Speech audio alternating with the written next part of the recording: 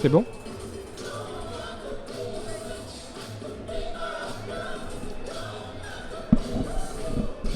Bien, bonjour. Bonjour à tous, bienvenue pour ce live commenté des championnats de France à Bourg-la-Reine.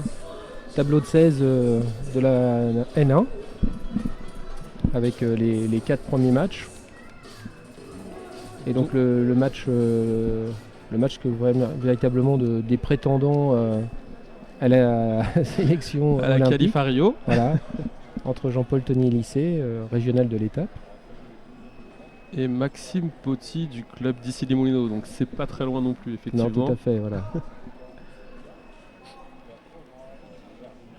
Donc actuellement l'arbitre regarde si les fleurets sont au poids.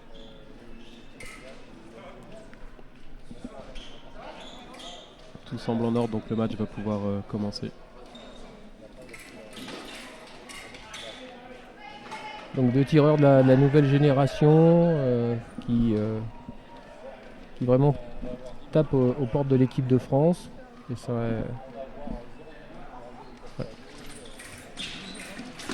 tout de suite la pression de Maxime. Gros pressing. Voilà, gros pressing. Il a décidé de prendre les choses en main et d'imposer son jeu. Voilà. À la grande surprise de Jean-Paul apparemment. Parce que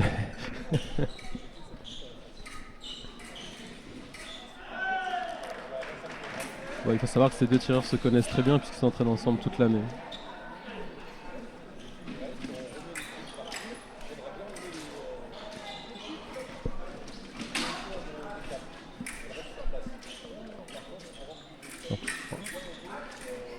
Donc Jean-Paul toujours dans ses 2 mètres, acculé. Voilà. Parade riposte de Maxime Poty qui ouvre le score. Ça risque d'être un match assez physique entre les deux.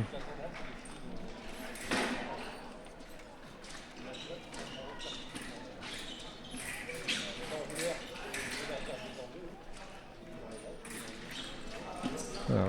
La riposte de Jean-Paul non valable. Je pense que Jean-Paul a décidé de pas se laisser acculer dans son terrain, donc le maintien se reste sur le milieu de piste. Voilà. Attaque par riposte, ne touche pas de Jean-Paul et la remise de Maxime touche. Voilà, Jean-Paul demande à l'arbitre de bien regarder la parade du masque éventuelle de Maxime. Mais pas de faute sur cette action pour lui. Donc le score est de 2-0. Beaucoup d'empressement de la part de Jean-Paul, un peu trop sur les jambes. Voilà. Il l'a laissé attendre. Il l'a laissé avancer. Préparé. Préparé, pardon. Ouais. Et l'attaque offerte sur la préparation. Et une remise non valable de droite.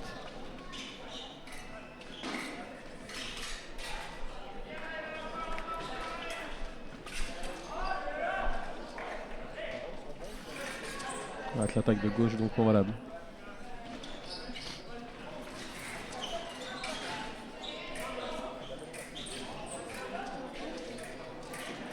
Et voilà, belle attaque par un changé batté carte coupé. Bien fixé, rapide de pointe. Dans la carte du gaucher. Oui, voilà, bien fixé.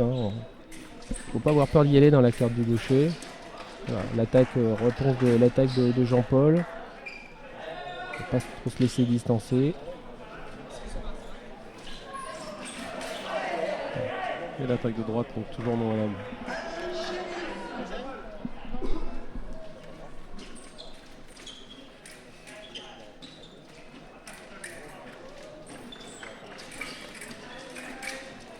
Voilà, la dernière parade riposte. Jean-Paul conteste, pensait qu'il avait le faire sur la dernière contre-riposte. Alors qu'il semble que ce soit la contre-riposte de Maxime qui soit non valable.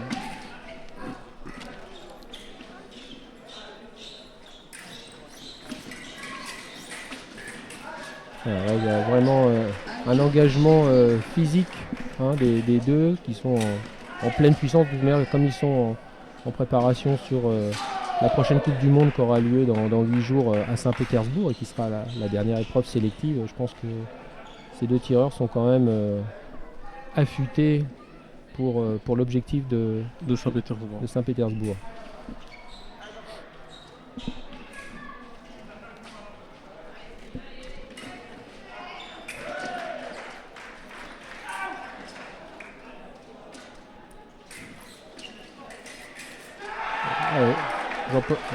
Jean-Paul a essayé d'éviter la touche au corps à corps, mais Maxime a réussi à placer sa riposte.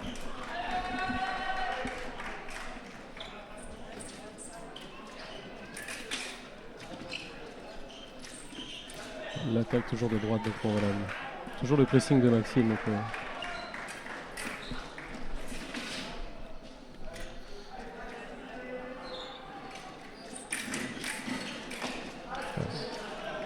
La remise de Maxime ne touche pas. La remise non valable de Jean-Paul.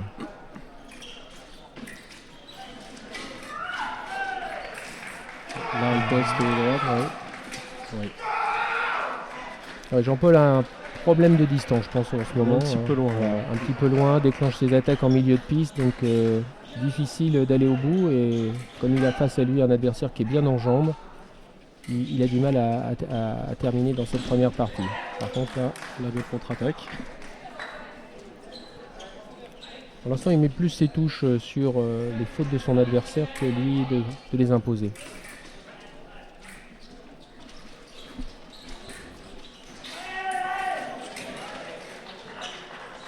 Ouais, il semble gêné quand il va vers l'avant quand même. Il n'arrive pas à trouver le bon timing des jambes, soit il se précipite ou il est trop loin.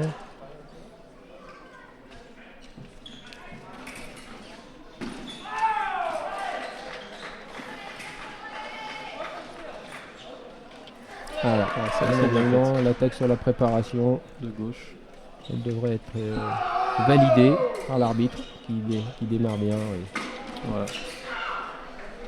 Donc 5-4 en faveur de Maxime.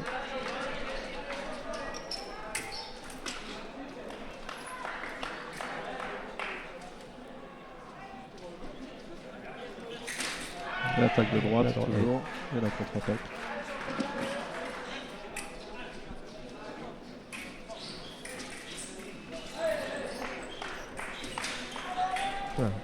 Par un riposte spectaculaire, mais qui touche non valable.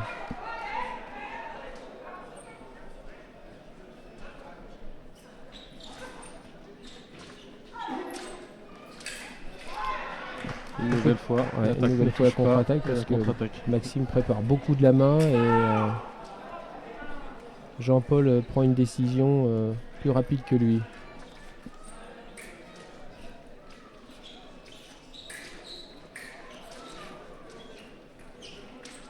Ils sont beaucoup sur la recherche de fer, beaucoup de mains.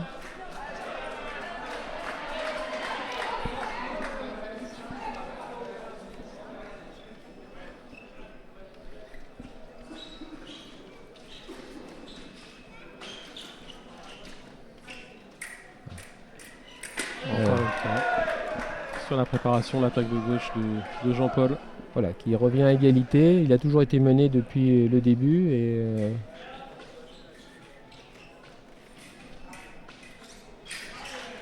toujours une précipitation de jambes. Il n'est pas encore calé avec sa main.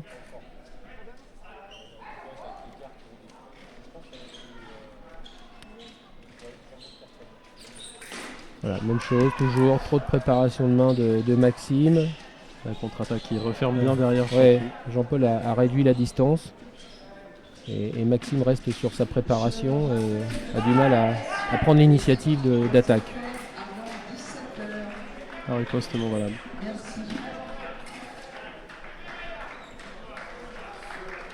Sur la piste jaune, victoire de Astrid Guillard face à Céline Molinaro. Attaque. Remise immédiate. Bravo.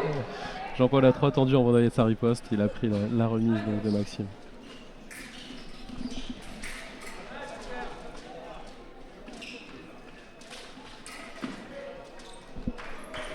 Attaque non valable.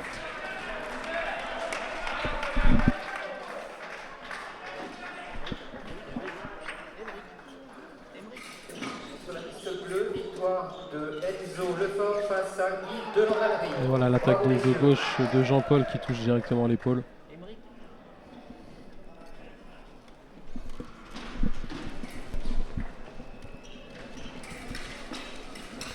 Touche portée donc juste avant la pause. Ouais. Une minute Donc, de pause. Voilà, mener toute la première partie et juste à la fin, c'est lui qui passe devant d'une touche. Donc pour l'instant, beaucoup de touches en contre de la part de Jean-Paul, hein, qui n'a pas été, on peut dire, très efficace au niveau de ses attaques. Non, il a toujours son petit problème de distance qu'il n'arrive pas à régler pour l'instant. On voit le maître d'Étienne qui lui en parle d'ailleurs.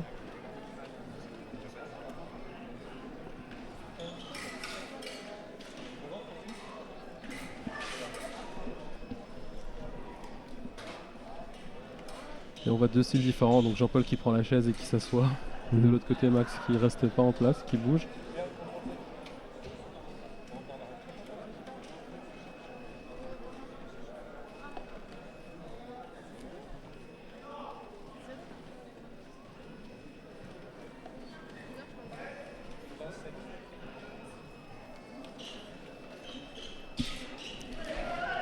Au début de la deuxième manche, le score 8-7 faveur Tony Lycée.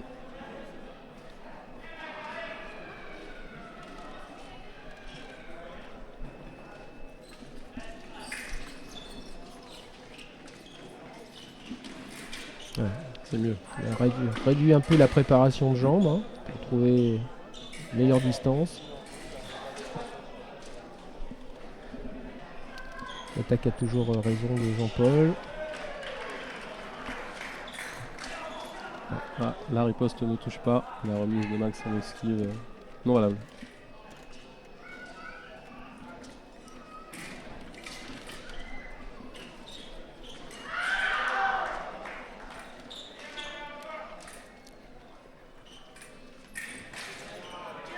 Toujours l'attaque offerte de droite non valable.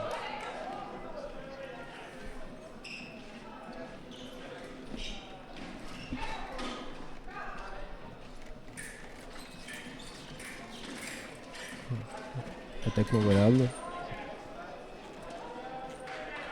Il a encore du mal à trouver la cible, mais il est déjà mieux parce qu'il accroche quelque chose à chaque fois. Voilà, ça y est.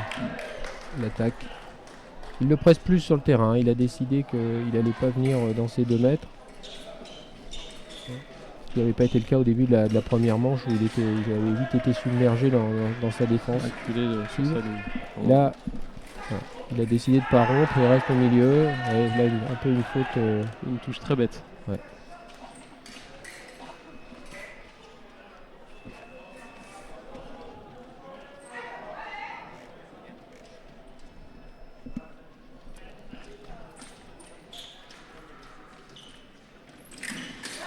A priori, la parade riposte va être accordée, oui, tout à fait. Il est resté dans la six. Il a bien fermé, ensuite la riposte. Le remise de valable.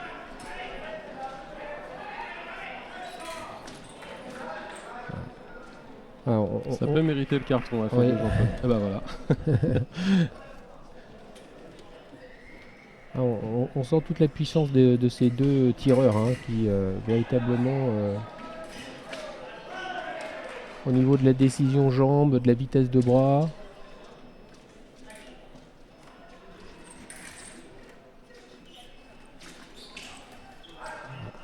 Là, un peu même chose, une esquive qui ne passe pas, une remise non valable.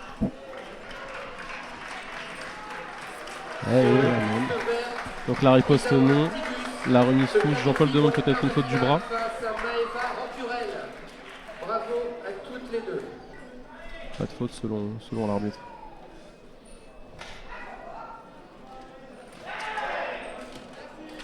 Attaque de droite et la contre-attaque de Jean-Paul. Il est un petit peu en retard là-dessus.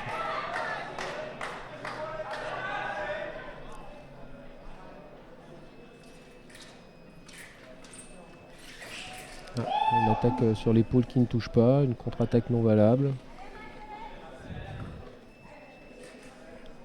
Il n'a pas complètement réglé son problème de distance. Hein. Oui, parce qu'il ne prend pas le temps de préparer. Hein, et tout de suite où aller, il attaque en milieu de piste.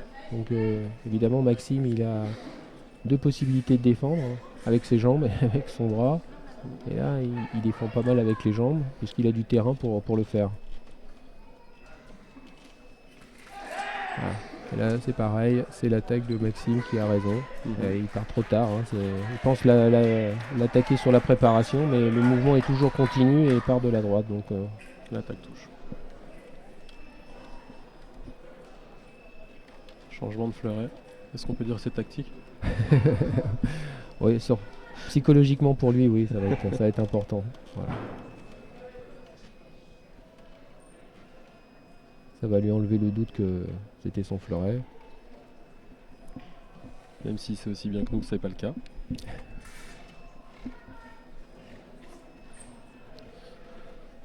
Ça lui permet de couper aussi peut-être, se remettre un peu plus dedans. Déjà un autre problème avec son fleuret, donc il est obligé encore de changer.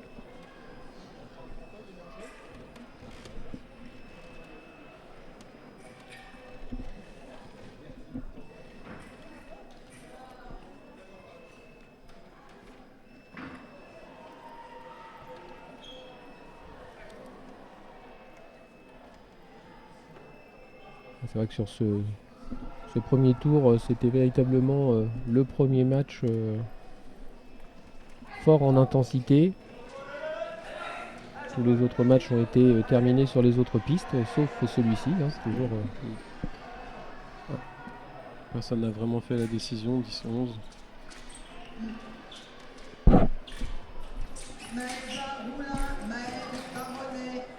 Benoît Escher et Barnabé Deuve. Vous pouvez venir. Ouais. Là, le contre-temps est bien mieux. Il essaye souvent de le faire démarrer pour aller chercher la parade riposte. Et cette fois-ci, elle est non valable. Ah oui, l'attaque au départ. Il a bien alterné, hein, sans préparation, direct avec son bras. Bon choix tactique. Il l'a surpris dès le aller.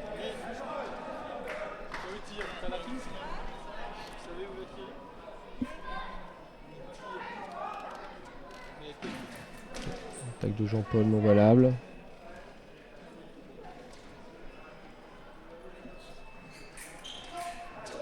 La riposte non et la remise non valable.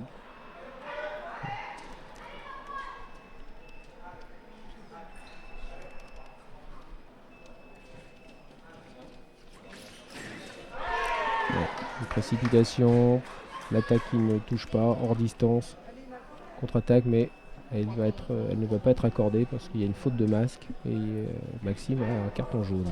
Exactement. Donc dans ces cas-là, la touche est annulée. Hein. Oui.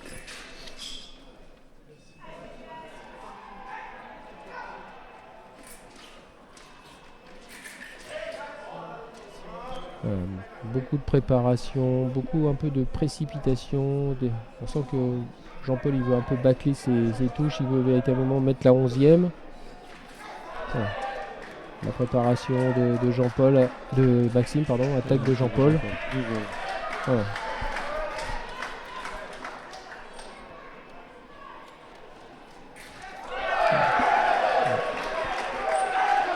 On attaque à nouveau sur la préparation, mais cette fois-ci avec une opposition, donc qu'une lampe.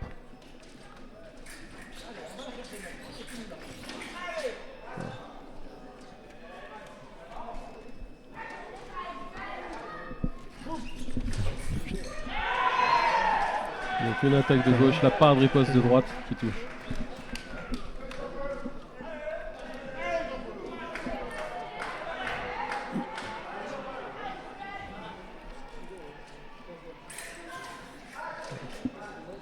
Attaque offert sur la ligne, mais passe. Halte après pour sortie de piste.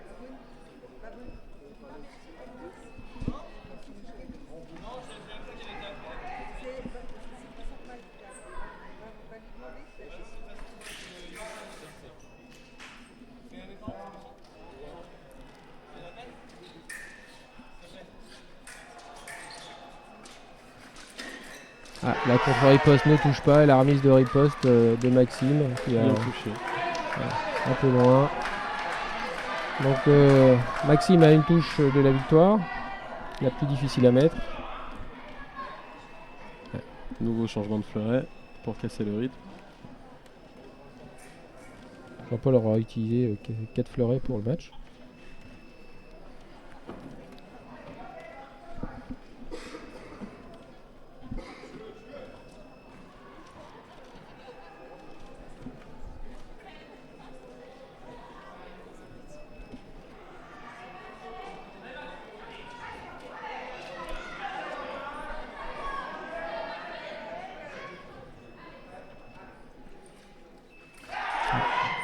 On regarde, pas de touche de préparation simultanée.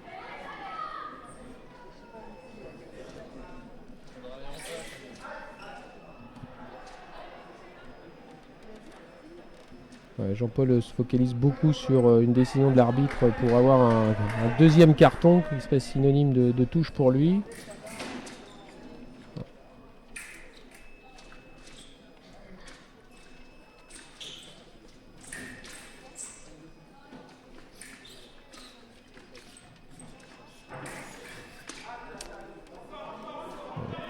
Donc, l'attaque qui ne touche pas et la contre-attaque de Maxime. Bon bah. On sent pas Jean-Paul très serein sur ce match quand même.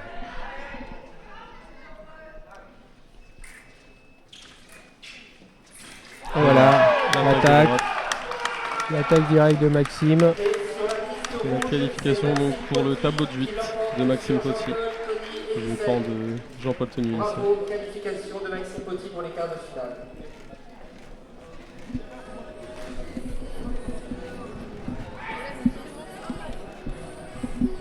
Ouais, on sent que Jean-Paul était un petit peu tendu dans ce match, certainement pour 2 raisons importantes et voulant peut-être bien faire ici dans son club. Donc il a peut-être pas déployé